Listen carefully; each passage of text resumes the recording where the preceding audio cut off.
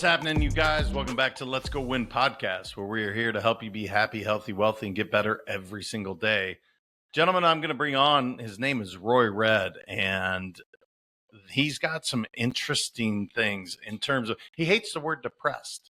And why is that? And we dive into what it is about that word and the label that it brings, the connotation. He drops what he says is the only personal development book you ever need to read.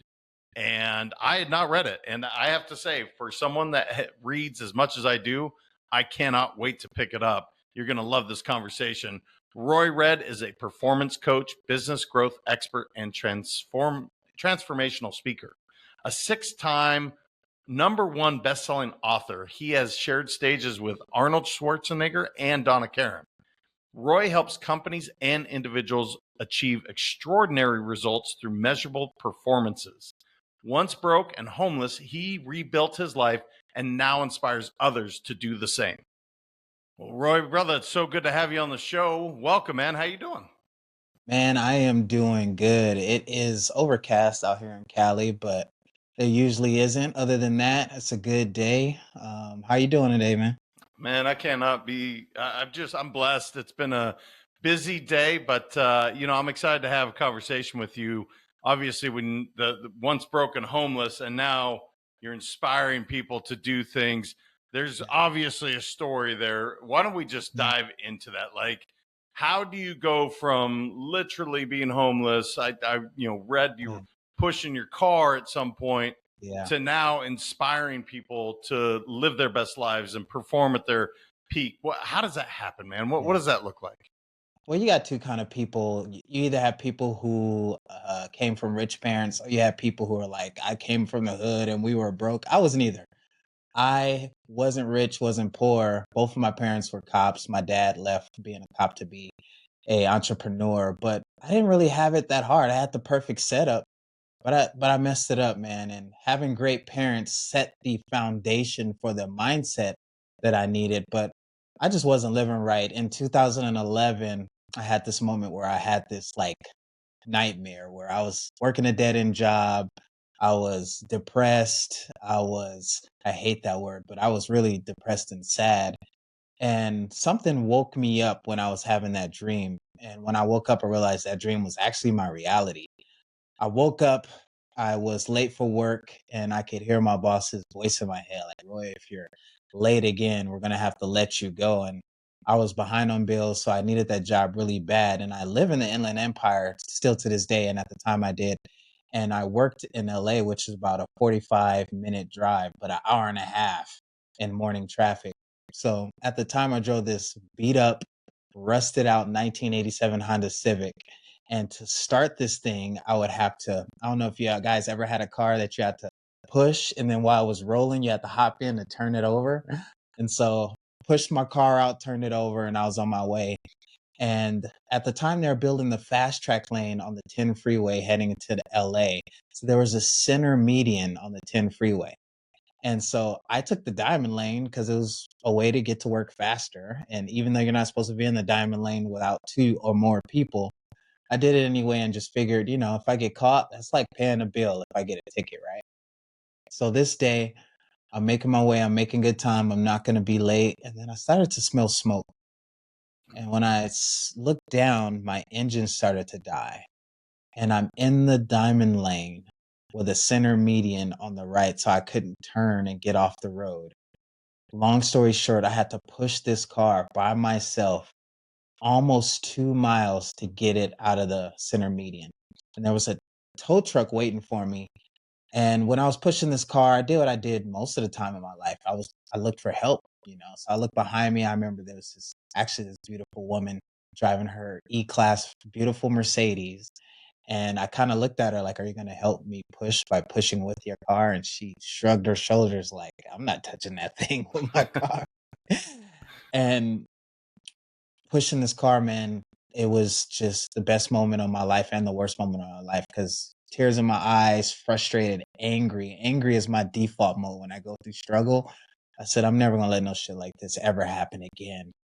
And, jumping forward about a month, got a job at Kaiser Permanente, was a better job because I lost my job because I didn't make it in that day, and started making more money and met my first mentor. His name was Damien, and he took me to this seminar. And at the seminar, I met my first billionaire. And the seminar was actually put on by a guy named JT Fox. I don't know if you guys know JT, but he's a guy who kind of goes at Grant Cardone's. He's a 10-figure entrepreneur. But at the time, I just really looked up to him. And one thing this billionaire asked me was, what makes your business different than others? And I didn't even have a business, so I made one up. I was like, oh, I have a CPR business for healthcare providers. And he was like, well, what makes yours different? And he just told me how to lead generate, told me the importance of writing a book. And that business that I made up, I actually created it when I left that seminar. And that was my first business at 25 that took me to six figures, which back then in 2011, six figures was a lot of money. Now you can't even live with that. But that's what I thought made me successful and killed my imposter syndrome. And then I wrote my first book, which was The Success Magnet. And that's what led me to working with athletes for mental performance. Yeah, man, it's quite a stretch to go from, all right, I'm driving from Inland Empire. Anybody that's done that, by the way, that drive sucks to do that every single day, Yeah. especially when traffic is backed up. Mhm. And to have the car break down, it is funny how it's oftentimes in the moment you're like, this is the worst thing in the world, and yet Yeah. it's the universe, God, whatever you want to call it, is giving you Yeah. this true gift. And it Yeah. sounds like, thank you, boss, for firing me because I didn't make Yeah. it in driving this crappy commute every single day. Yeah. And now you say, all right, cool, I get a better opportunity. My buddy takes me to JT Fox, make a business up on the spot. I mean, I guess what I would say is you recognize an opportunity, Yeah. but when you were down, brother, and again, I know you said you don't like the word depressed, which we'll talk Mhm. about that. But when you were down, what was it that said, all right, you know what? I do believe in myself. I do Yeah. believe that I can, go do more than just this daily grind of 9 to 5, because it sounds like it was a massive shift for you, Yeah. this JT Foxing, which that's incredible. Yeah. But oftentimes people go to all sorts of seminars, Tony Mhm. Robbins or Grant Cardone or Brendan Bouchard, any of the big names, and they Yeah. don't do what you did, man. So Yeah. what was it where you're like, boom, this is my light bulb moment? Yeah. My superhero, I know a lot of people look up to superheroes when they're kids. Um my superhero was my dad. And so I remember as a kid, I played basketball, I was really good, and I had this game-winning shot one time, and I went to drive to the hole, and I went to lay the ball up, and I got fouled, and I missed. And I remember being angry, these refs, and we got in the car, and my dad was like, "Why would you leave it up to the refs for your result? Like, why would you even leave it up to them? What could have you have done better? I could have been doing my push-ups, dad. Exactly. You could have been stronger. Don't leave it up to anyone else." And that created this mental framework in me to where when I went through struggle, I default to responsibility, total responsibility for myself. And I know a lot of people see responsibility as blame. It's not blame, it's just a way to put your hands on the steering wheel of your life. And so when I went through that, my default was, dude, you did this. Why are you here? Like you had a good job, you were doing well, you have good parents, like you live in America, like there's no reason you should be here. You fucked this up. And when I realized that, I was like, oh, all right, then you can fix this. You can do what you need to do. You can make your common sense your actual common practice. And so I think it was responsibility and putting my hands on the steering wheel. You know, you hear the quote, when the student's ready, the teacher will appear, but you don't understand it till it actually happens. Mm. And I think that moment of actually taking responsibility, like, I'm going to do this, is what brought the luck and brought the grace and what brought the things that I needed to take it to where I wanted to go. Yeah, I talk about this often. It's you chose not to be a victim finally, right? Like Yeah. it's happening to me. Now I'm going to be the victor. Like it's all Mhm. on me, which is a scary proposition for people, but it's also the most powerful position you can take. That look, Yeah. I put myself in this position, I can absolutely get myself out. Or you can play the victim card. Yeah. And that's a long road of really disempowering thoughts. Yeah. I want to ask you on this whole depressed thing. You said that kind of offhanded. You're like, I hate Yeah. that word. That is not my word. Yeah. Maybe you can say hate, but you said it's not something you like to use. Mhm. What is it with that word, brother? Why does that have such a trigger for you, or why do you feel so Yeah. passionately about it? Because depression isn't real. And by saying that, I'm not saying that you don't feel something. I felt something in that time, but I also think those feelings are a honing mechanism to tell you this ain't what you're supposed to be doing. You should be going in a different direction. And I think we numb those feelings with alcohol, with drugs, with eating, with different things, excuses. And I think that um, your emotions tell you which way you need to go. And depressed is just a phenomenon in language. It's a word. Like what is that feeling if you didn't have the word depressed? And I think psychology and therapy is really sinister because when you truly understand the mind, and I've read everything on the mind, that's what I used to do in working with athletes. It's how you explain things that dictate how you're going to feel and how you're going to respond. It's your actual explanations. And I think in the explanations, I think it's really sinister to call things depression and use all these labels to label things that everyone's going to feel. And what happens is when you put a label on it, now it's stuck. Now it's, oh, this is depression. I have depression. I need something to fix depression. And inherent in depression means that you're fucked up and you're not. You're a child of God and you're great and you have gifts and you need to do what you need to do to show those gifts to the world. Yeah, it's true. I mean, words matter, right? And these labels are meant for boxes, man. They're not meant for Yeah. people. Yeah. And the more we seem to like to slap them on, it's like some people wear that with like a badge of honor. Like, Mhm. I'm shy because everybody in my family's told me I'm shy. And Yeah. it's one of the things I like to dispel. Again, spelling, it matters. These things matter. Is that you aren't these labels that are put on you.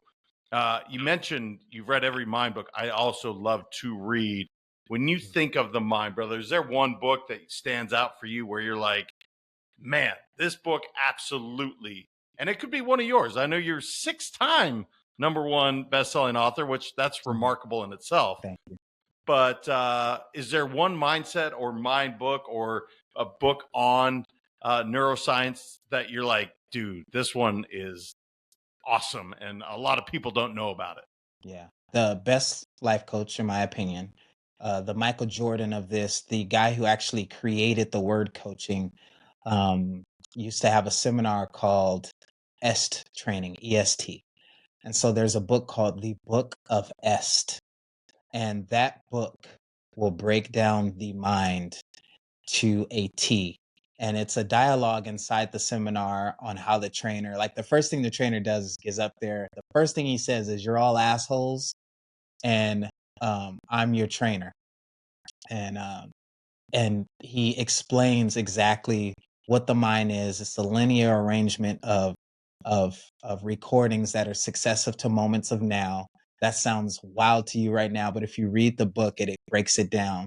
It breaks down what a trauma is, and I don't like that label.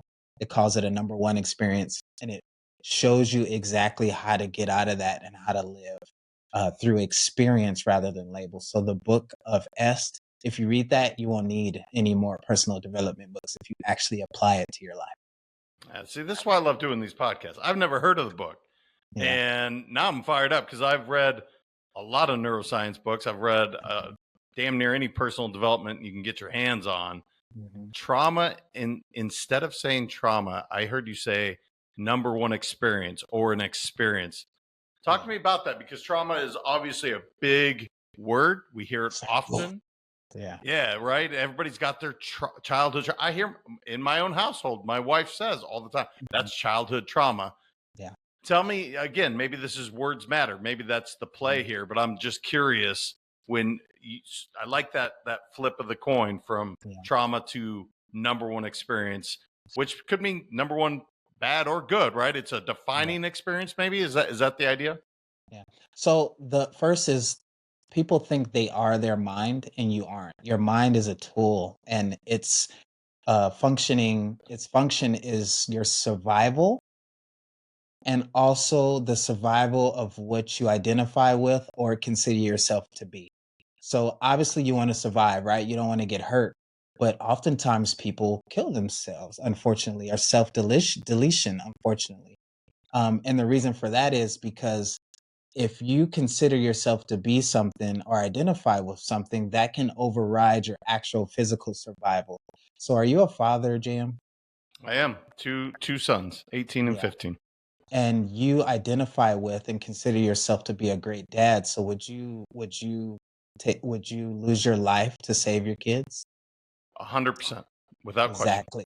So that's identifying and consideration. And that's what a lot of propaganda does is it plays around with identity and consideration. So one of the key parts is understanding you aren't your mind, right? And that's the mind's job. So what happens is when we are kids, it's all survival, and we have to rely on whoever raised us for survival.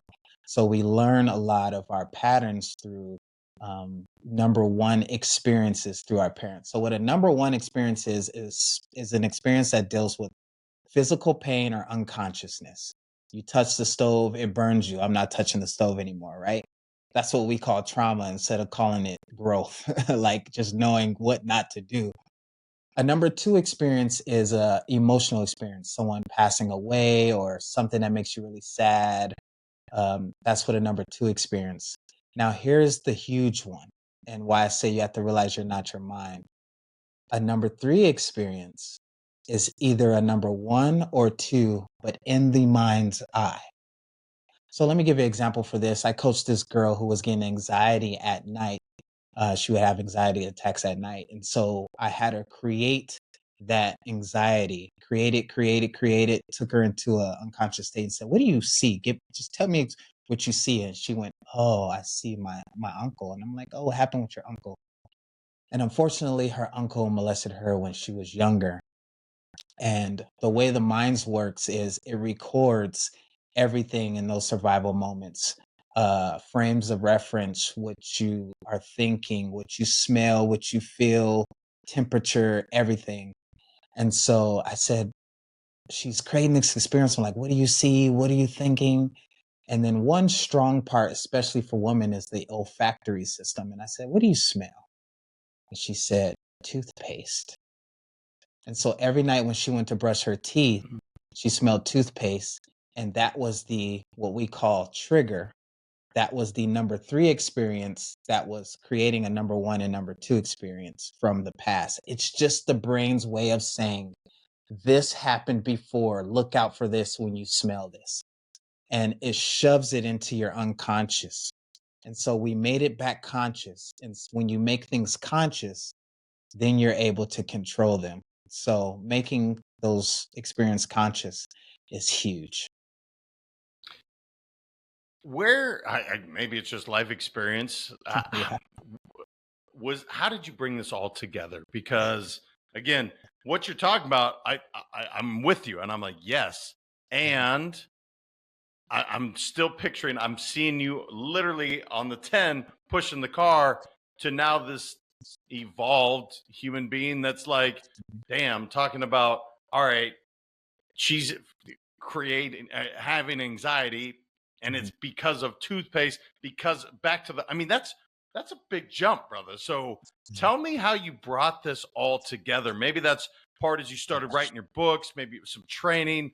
I Mhm. mean that's pretty it's a huge journey. How did this all come together for you? Because Yeah. you talked about working with professional athletes. I'd love to hear on Yeah. that, but I love how you're diving into the mind and you're breaking it down pretty simply. And I mean Yeah. that as a compliment. Mhm. But again, I'm still picturing the kid, pushing the car, and I'm going, damn, Yeah. how do you go from 2000, I think 11, you said, to Yeah. 14 years later? Wow, Thinking this this way. dude really did some amazing stuff. Yeah. So when I got towed, my car got towed back home, the first thing I did was Google how to be successful.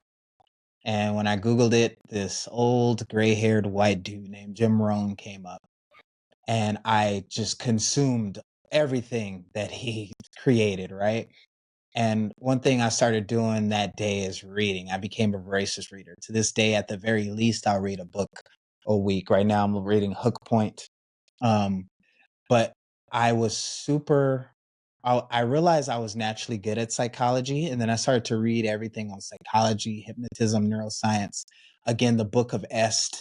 Um, and I was a paramedic at the time, and so I started to actually practice this on my patients. And I even do it with I do it with my friends, and what I'll do is I'll put pattern interruptions, I'll say certain things to put little tiny little struggles or little tiny little frames of references out there to see how people respond and see if I can trigger number 3 experiences just to see, okay, they might have had this number 1 or this number 2. And then I just started to recognize a pattern after doing this with hundreds and hundreds of patients. Then I just got good at it. And then after I launched my first book, my friend Casey Truheke was like, does this stuff work on athletes? And I was like, sure, I guess, they're people. And he brought me in to work with Alan Crabb, who's a good friend of mine to this day. And that's how that came about. And what I realized was what takes someone from being sad to being normal, it's the same thing that takes someone from being good to being great. It's just making those distinctions and giving you the ability to act even though you feel struggle, to where your feelings become, instead of something you are, just something you have. And then it becomes like a rock in your shoe. Yeah, you feel it. Yeah, it's uncomfortable, but you can perform still at 100% with that rock or that feeling. Yeah, no, the reframing is incredible. I love the simplicity of it. Yeah. Really, I mean that as the greatest compliment. That's what it's intended for. You mentioned my default is anger. Yeah. When you say that, so it's like, my hardwire is what I heard. That doesn't mean that's what it was, but Mhm. like I react immediately with anger. Mhm. But when I respond, perhaps through training or whatever your routine looks like, which I'd love to get into as well. But you said my default is anger. Mhm. So is how did you overcome that? And Mhm. if that anger pops up, because again, emotions are so much faster than me snapping my fingers, right? Like Yeah. most people don't know this. I have one of the worst tempers you'll ever see. And Yeah. yet very few people will ever see it, or hopefully that would be the case, because it's Yeah. ugly. So when you say my default is anger, Mhm. what is, how did you overcome that, or what does that look like for you now? Mhm. Well, through the number 1, 2, and 3 experiences, we create a way to survive, which is called an act. I call it an act because it's not always authentic. It's usually we get it from whichever parent won the most. We usually take on their act usually. So if your dad always won interactions or your mom, then you kind of take on that act. And my dad was my hero, so he was wildly respected and, for lack of better terms, a mean guy. Not really mean, but just stood on business. And so I was like, that's how you win in life. And so my act a lot of times could be just like, like get through it with like anger is my default. But here's the key: until you recognize what your act is, you can't act in a different way than your default act. And so even though anger is the emotion I feel, that doesn't mean I'm going to be angry or act in an angry way. I'm still going to act in a way that I believe is going to bring the result I want. And sometimes that means anger. So anger is okay. But what happens is when you know what your default is, you can feel it. Okay, cool. I'm angry, but is anger going to be the best thing right now? Maybe not. Maybe empathy is the best thing right now. Oh, you know what? This guy's crossing the line. I need to dig a ditch. Anger's good for this moment. And then you bring out anger. And so then you become this Swiss Army knife of knowing exactly what state you need to be in and what you're going to bring to the equation to get the results you want. But the anger is still always already there. I'm always angry. Just sometimes I recognize it and sometimes I don't. So kind of what I heard is you see it. You're not like trying to squash it. You're like, look, Mhm. I'm feeling it. It's there. Yeah. Not putting a ton of judgment on it. Mhm. And then it sounds like I'm seeing you kind of go through your Rolodex and be like, this might not be the best response in this moment. Yeah. Maybe anger Yeah. is. And I one of the things that I will say masking, like I like to just, all right, this was to just go ahead and push it way down, man, because nope, Yeah. I don't want to feel anger because I'm a big dude to begin with. That now Can't gets do that. scary for people. Can't do that. And yeah, so is it really just recognizing it, being okay Mhm. with the fact that you're feeling it, Mhm. and then choosing how to respond? Is that the basic idea, Roy? You want to experience it. And this domain of experience happens in the now moment. So we could do a quick example of this. I love doing this when I do my keynotes.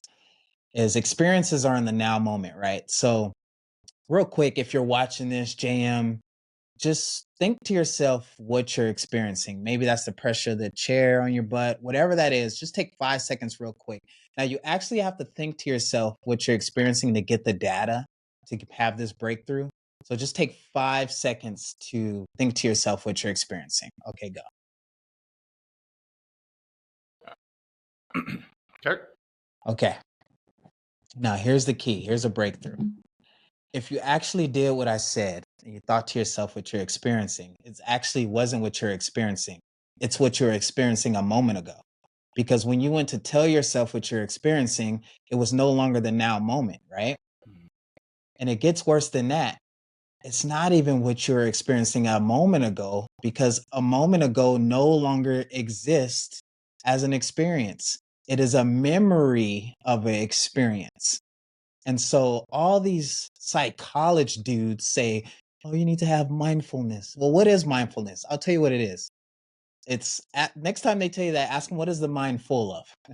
It's full of the past and the future. But the now moment is something you can't feel. It's void. It's null. So when you truly experience something, it feels like nothing. And then when you go to talk about what you're experiencing is what generates the emotion. So it's the self talk, the self dialogue that we have to choose. You can choose what you want to feel by your self dialogue. And every now moment is the beginning. Now and now and now and now is the beginning. And like my favorite book says, in the beginning, there was the Word, and the Word was God, and the Word was with God. And you're the God of your life. And it's tremendously, um, it's tremendously dangerous to have that power and not recognize that you have that power.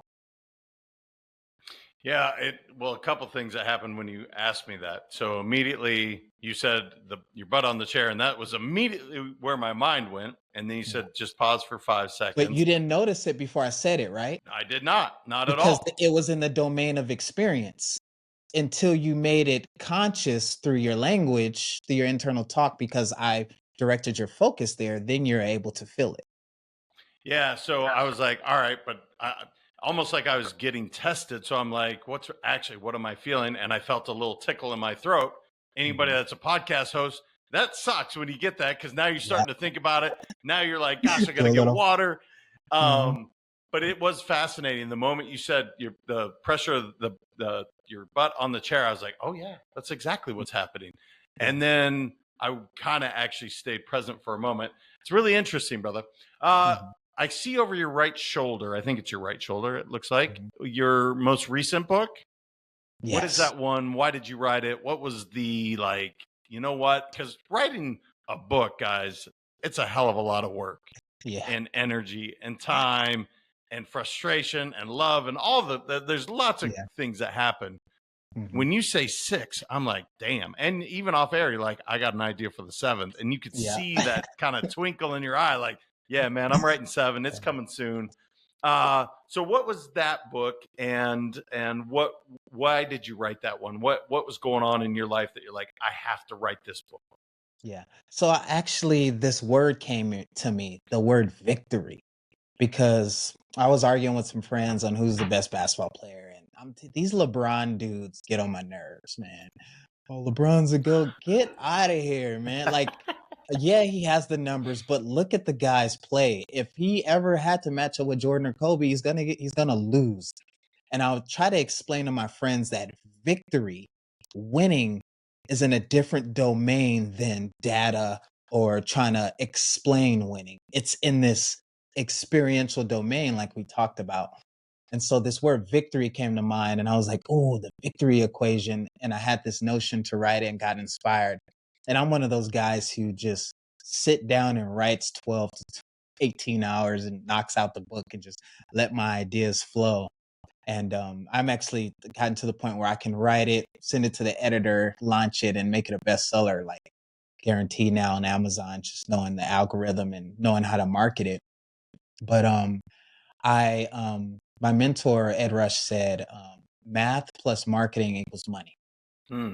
And I was like, oh, so if you want to make more money, you have to know what your math is as a business owner. And Jam, you probably worked with business owners. A lot of them have no freaking clue what the numbers are. And then you have to increase your marketing initiatives.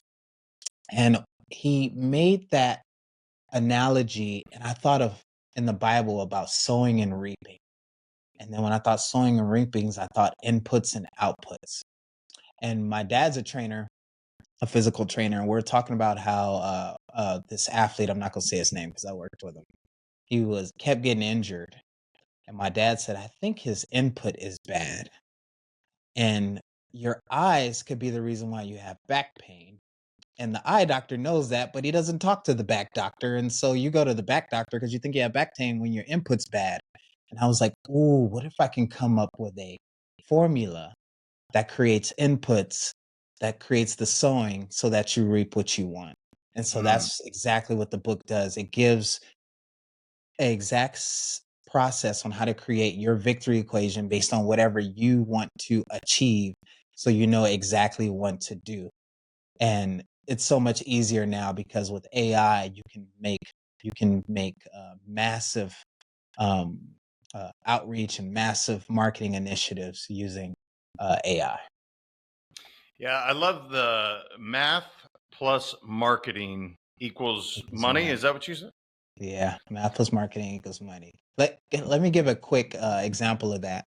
Yeah. I had a girl who had a $2 million business, and she didn't know her numbers. And I said, okay, where are you getting your sales from, your leads? And she said, oh, look, I have this opt-in page, and the ads bring people to this opt-in page. And I'm like, yes, I know what the opt-in page is. And they buy hair. And I said, okay, what is this opt-in page converting at? She was like, what do you mean? And I'm like, the amount of people who comes to this opt-in page, how much those people turn into sales? And I asked her that because I looked at the opt-in page, and the opt-in page sucked ass. And so she said, oh, I don't know. And she went and she came back. She said 2%. And I knew that if you had an optimized opt-in page, that you can do 8 to 10%. And I said, aren't you happy you paid me this measly 10 grand? And she's like, why? And I'm like, this opt-in page is terrible. I guarantee you that when we change it, it's going to convert at very least 5%. So let's say it just goes from 2% to 4%. What happens to your business? She said, oh, my business doubles. It goes from 2 million to 4 million. I said, exactly. And so knowing your math and then optimizing the marketing initiatives directly turns into money. And my mentor at Rush taught me that. Well, I will tell you this. It is funny how I can see it from somebody else's company, but I will tell you this is why having a coach is so important. I promise you, she looked at that landing page, that opt-in page, 100,000 times, maybe more. Yeah. And Roy goes in and looks at it, and it's like there's no emotional attachment to it. Mhm. He just sees exactly, asks a simple question: what's your conversion? 2% Mhm. should be up to you said 8 to 10 if it's really good. Mhm. And this is why having a coach, and I, again, guys, I, for my own business, and maybe that's why I need to pay Roy the 10 grand to be like, all right, brother, let's just look at all I'm doing. He's going to ask me the Mhm. number, and I'm probably going to fail on it. But Mhm. it's funny how the outside looking in, you can always do that. See, I and love it's that, hard brother. to see when it's yourself. It's damn near So hard to impossible. yeah.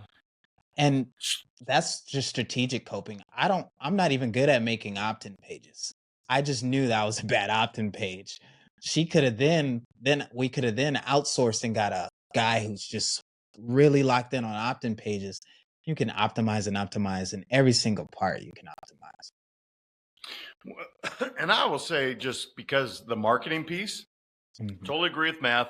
Marketing companies mhm, make a tremendous amount of money running you all around unless you see what the actual thing is. And that's what I'm, one thing I've enjoyed about this conversation is you mhm. always bring it back to really simple ideas. Yeah. Nothing is very complex. And again, that's to me, that's a huge credit. Yeah. So you're working with athletes, you're helping businesses grow, you're speaking. Mhm. What is your iteration now? What are you really like excited Yeah. about what you're doing right now, brother? Like, I know Mhm. you talked about maybe writing another book, but like, what gets you out of bed and makes you like, yes, man, I'm gonna go crush today because, what are you working on right now? Yeah. Now, I'm buying businesses. So I am looking for businesses. If you have one, reach out. We'll buy it. Doing 1 to 5 million in healthcare, where that's the vertical we're starting in. Um, I just learned how to have conversations with people, and the next book is actually called Opportunity on Demand. Because I was like, what is it that I'm really good at? Because I don't have a degree. I didn't go to school. I just am I'm a polymath and I'm autodidactic, which means I'm good at self-learning. But my real gift is finessing. Hmm. I'm really good at finessing. And so finessing is just creating opportunities for yourself. And so doing 2 TED Talks, working with these people, getting in these doors has been all finesse. And so that's what my next book's going to be. It's going to be called Opportunity on Demand. I don't know what the rest of the title's going to be, but I'm going to just teach people how I get in the doors and how I go about achieving the things, because you got to get the opportunity if you're going to be able to do anything. And you got to know how to talk to people, man. And I would say I learned that growing up in church, but now I'm buying businesses. I still love to talk. I still love to give back. I don't coach anymore, unfortunately. If you need coaching, I just help now because I bought my first business in 2022 as a home health business. That's going to be the goal, is buying multiple of those and then exiting them. And then I'll probably I want to take that money and then probably do this media thing, like a valuetainment or something like that. So that's where I'm going now. Well, you're right in the middle of the silver tsunami. So there's a few businesses for sale right now, and if you don't know what I'm Million. talking about, guys, it's all these baby boomers that are looking to exit, Mhm. and they don't really, they're not getting the value for the business that they truly probably should, I'll and they give don't it to have a them. lot of options. No, I bet you do. I bet you do, brother. Because one thing, and maybe that's the question I should ask is, yes, you want to buy the business, and like you said, you probably grow it, of course, and then exit out, in a few years. But you also, do you believe in karma in terms of, I want to give that person that's put their blood, sweat, tears, legacy, everything Mhm. into this business. I'm not trying to shortchange that guy. That's Yeah. one thing that I feel in business. Now, some people might say, James, that's so naive and stupid. That is the dumbest thing you could say. But I believe in it. I believe in paying for what it's worth. I'm not saying I'm going to overpay, Yeah. but 100%, I think fair is fair. What's your take on that, brother? As you look at these businesses? 1,000%. That's actually how we positioned ourselves different. As we maintain your legacy, we will maintain your name, and we sell the retirement. That's actually a new distinction I just had talking to my mentors. Um, and when I get on the phone with these people, one of the questions I do is I ask a what's called a future perfect question. And you guys can use this question in sales, also known as the Dan Sullivan question, who I think is the best entrepreneur thinker ever. Is um, if we were to have this outcome by future date, what needs to happen for you to be happy? So when I get on the line with these business owners, I said, hey, if we bought your business, and then you were looking back at the transaction, what needs to happen for you to be happy with selling your business to us? And then we just shut up and listen. I have star employees. I have people that I love that I'm worried about.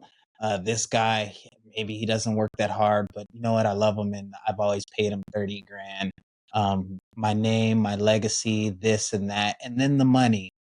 And usually the money is the conscious thing that they desire, but unconsciously they have dreams, they want to travel, but they're worried about their baby that they built. And so what we come in and say is, we take care of your baby, we're going to give you the money you want, and we actually would like to bring you back and honor your business and your legacy later. So that's one of the unique ways we've been doing this instead of, and then that's why they go with us instead of private equity, who's going to gut their baby and just try to make it all, wild and crazy. Yeah, we'll have talk off air on this because we have another project. It's very, very similar. And again, I believe in abundance, and it's all about the exact same thing. Where Do you I'm know not about saying creative finance? what's that? Do you know about creative finance? I don't, but I have a guy that is one of the best. Just accountants, I'll say, that's Mhm. just business mind on the Mhm. team. Okay. And so we set it up. It's called Goal. And again, I haven't advertised this to the world, but Mhm. this is something that we've been talking about, this very idea, because I'm not saying PE money is all bad, Yeah. but it's certainly not the way I believe a lot of these businesses should be taken care of. Yeah. And I think there's a lot of people that are looking for. I love what you're doing, Mhm. brother. I'm curious, as we're getting towards the end of this. We're not certainly last question, but what do you do for yourself on a daily? I know you're reading a book a week, so you're certainly reading. Mhm. But what does your routine look like that allows Mhm. you to show up as the best version of you? Do you have a specific set routine? And Yeah. I ask everybody because again, the self community that I have, it's all about taking care of yourself so you can Yeah. show up as the best employer, Yeah. father, mother, sister, whatever hat you're wearing. Yeah. What does that look like for you on a daily? Have you seen that morning routine that went viral? I probably not. I'm not. Oh man, you I gotta don't look know. that up. There's this guy who's like steroided out, big and huge, and he went viral for this insane morning routine where he puts sparkling water in a cold bowl, and he does like all this stuff from like 5 a.m. to 8 a.m. that nobody could ever do. But my actual routine looks like uh I wake up. I don't get up super early. I wake up maybe the only I wake up when I wake up, unless I have to, like today I had a full day, so I had to get up early because I had calls really early and I gotta hit the gym. I'm not going a day without hitting the gym. So I'll wake up and immediately just brush my teeth and go on a 30-minute walk. And on that walk, I just let my head get together because I'm not a morning person. That's the only time I'm not too good of a dude. So I go on a 30-minute walk, get back, um, pre-workout gym, and then get back, look at my calendar, and then I get the day started. And whatever it needs to be. Today I had you, and then I have maybe 10, 11 calls today. And then I just kind of go through the day. So I think what gets me in the mind frame, I ain't gonna lie, that walk is like everything. It warms you up, it gets you going, it allows you to bring down cortisol because you cortisol is actually what wakes you up. Um, so that walk, um, obviously prayer, and then dude, I'm all about getting right to it. Walk, gym, and then get to your damn desk and get to work. I think a lot of the meditation and all that stuff is a little bit over, not doing what you need to do. But if it works for you, it works. Got it. Hey, man. You're not alone on the walk. I mean, you're letting biology go. You're outside, right? So now Mhm. you're getting you're starting your Sun. circadian rhythm off in the right Mhm. way. You're moving the body. It sounds like you're probably just clearing the mind and getting right for the day. So then Mhm. you go and crush it at the gym, which, I mean, I've never met anybody real successful that doesn't Doesn't really work do out. some form, right? Um, yeah, brother. I mean, if I'm listening, I'm going, well, maybe I have a business that I want to, have Roy take a peek at, Yeah. or I want to hear you speak. So if they're looking to do that, Roy, because they're like, dude, I love what this guy had to say, which I'm excited to read some of your books for sure. Yeah. Where is the best place to find you, to connect with you online, to say, hey, man, I got a business, check it out? What's the best place to connect with you? The easiest way is just either LinkedIn or Instagram. Instagram's my name, Roy Red, ROY_REDD. And then LinkedIn is Roy Red. You'll see a picture of me going like this, um, on a TED stage as my picture. And I'm one of them. One thing about high performers, and I consider myself one, is high performers reply and get back to you. I will reply and get back to you like quick. I'm not one of those guys who I'm high energy, so I can handle the onslaughts of people messaging me and all of that stuff. So I don't need your money. Reach out, I'll help best I can. I tell you what to do, what to look at, where to go, what to read. So reach out, say hi, just connect. I'm here, man. Yeah. Brother, I appreciate it. Thanks for coming on and sharing. I mean, there's so many good things throughout this, and I'm excited for my listeners just to get exposed to you, what you're doing, and thank you for just showing up the way you did, man. I really appreciate you. Yeah, thank you. And that was some conversations take energy. That gave me energy, man. We talked about everything I love, and we're on the same vibration. So, JM, thanks, man. Go Truly win. my pleasure. Let's go win, baby. Let's do it. Wow. That conversation was absolutely, it was impressive. I think my favorite part is how simple he made these things. When he talked about the, instead of saying trauma, but really experience and his knowledge of the brain and how to reframe everything, it's just something that anyone listening can absolutely gain value from. I can't wait to read the book of Est. um, he talked about just, how his default was anger and how not to judge that, but really experience it, feel it, and don't push it down. There's so much goodness in this episode. Make sure to share this with someone you know, love, and care about, because that was very impressive. And I do a lot of these interviews, and I will just say he absolutely nailed it. I love the conversation, and I'm so glad we had him on as a guest. So please make sure to share this with someone you know, love, and care about. And also, if you are looking to work on yourself, you want to absolutely optimize your performance, look at the self community. It's an incredible community, and it's a low investment in yourself, but the results we're seeing are absolutely mind-boggling. So go check it out at letsgowin.com. Hit us up at info@letsgowin.com if you want to check it out. And I look forward to having more of you in it. Until next time, your mindset matters. I appreciate y'all. We'll talk soon.